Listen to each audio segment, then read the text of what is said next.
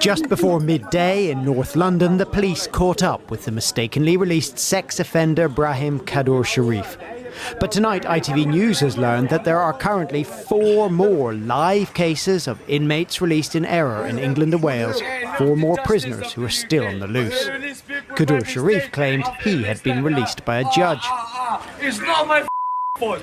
They released me easily. The judge, he told me you are released on bail.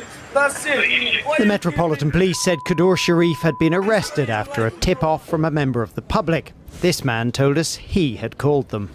Straight they call 999. They'll come quick. I'll give him location, he's in Finsbury Park, this and that, boom, and they get backed, and they get arrested. Following the voluntary return to Wandsworth Prison of William Smith, filmed by ITV News yesterday, that completes the return of the 2 most high-profile prisoners to have been released in error. These mistakes are rarely publicised, but they number in the hundreds. Well, I share people's anger and frustration at the number of prisoners that are being released by accident. This has been going on for years, and it's happening because we've got a paper-based system, not a digital system. It is true that releases in error are not new. There were a few dozen each year until recently. That rose to 115 in 2023-24, but then more than doubled to 262 in the most recent year.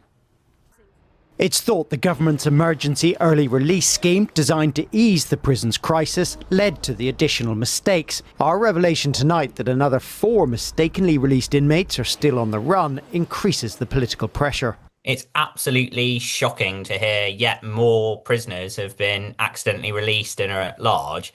And we're talking about potentially dangerous prisoners that have been released here in error. It's even more shocking, I think, that the media are the ones that are revealing this news.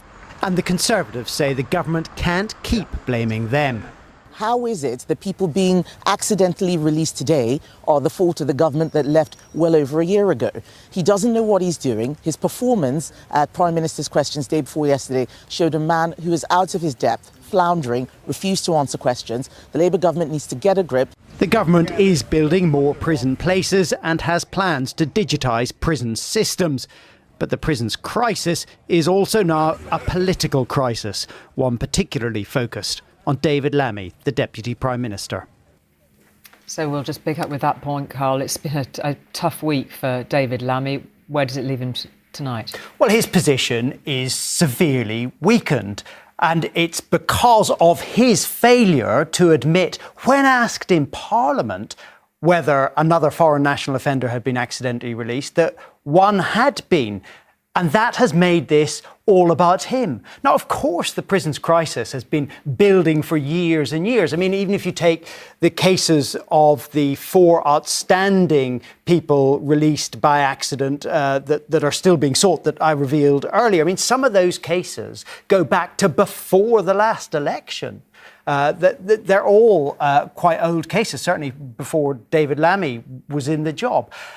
But he has made this about him. It's not just the opposition who are angry with him. I hear tonight from sources that the Speaker is cross with him for not answering that question and then not coming back on Wednesday to correct the record. Now, on Monday, Parliament isn't sitting. They've got a mini recess. But on Tuesday, Parliament will be back, and the first order of business on the order paper is justice questions. And I think David Lammy is going to have some better justice answers on this topic than he's been able to come up with so far. OK, Carl, thank you very much indeed. Thank you.